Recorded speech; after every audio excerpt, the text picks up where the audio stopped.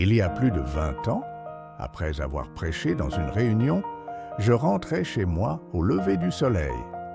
La nuit s'effaçait lentement, et avec elle la fatigue, laissant place à ce calme particulier que seuls connaissent ceux qui ont beaucoup donné. À cette époque, nous avions une menuiserie artisanale. Dans la cour, de grandes piles de planches étaient soigneusement empilées. Mes planches, mes belles planches de coffrage. Mais ce matin-là, en arrivant, je m'arrêtais net. 4 hommes étaient là, en train de charger mes planches dans une remorque attelée à leur voiture. Mon cœur fit un bond violent. Un mélange de colère, de peur et d'attachement me saisit. J'y tenais à ces planches. Elles représentaient mon travail, mes efforts, mon nécessaire. Alors, un souvenir douloureux remonta à la surface. La dernière fois où j'avais surpris un voleur chez moi, j'avais réagi brutalement. Je lui avais cassé mon téléphone sans fil sur la tête. Il s'était enfui à grandes enjambées, me laissant seul avec un téléphone en morceaux et surtout le sentiment profond d'avoir mal réagi. Face à ces hommes, je compris que j'étais à nouveau à un carrefour. Avant de m'approcher d'eux, je fis une prière simple mais sincère.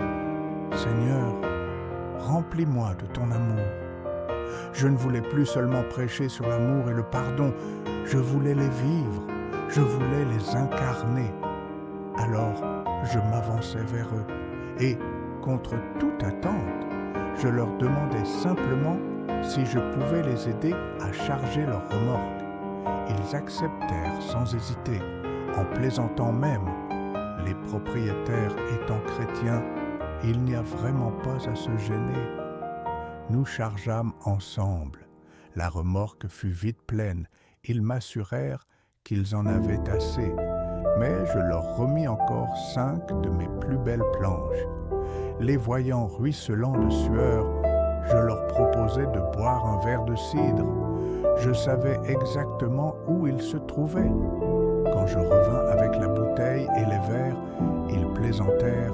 « Tu es un sacré coquin de savoir même où est le cidre. » Alors, le moment était venu.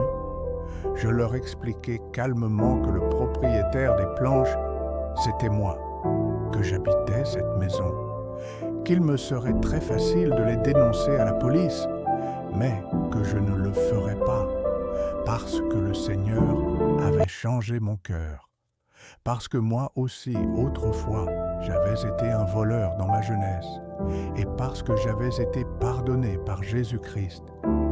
À ces mots, ils se mirent à trembler. Je leur parlais du pardon de Jésus, de la repentance et de son amour manifesté par sa mort sur la croix. Puis, sans un mot de plus, ils partirent à vive allure. Je les avais invités aux réunions que nous tenions chaque semaine dans notre église de maison, mais je ne les revis jamais. Du moins, pas tout de suite, car 19 ans plus tard, l'un d'eux vint me retrouver, les yeux humides, la voix brisée.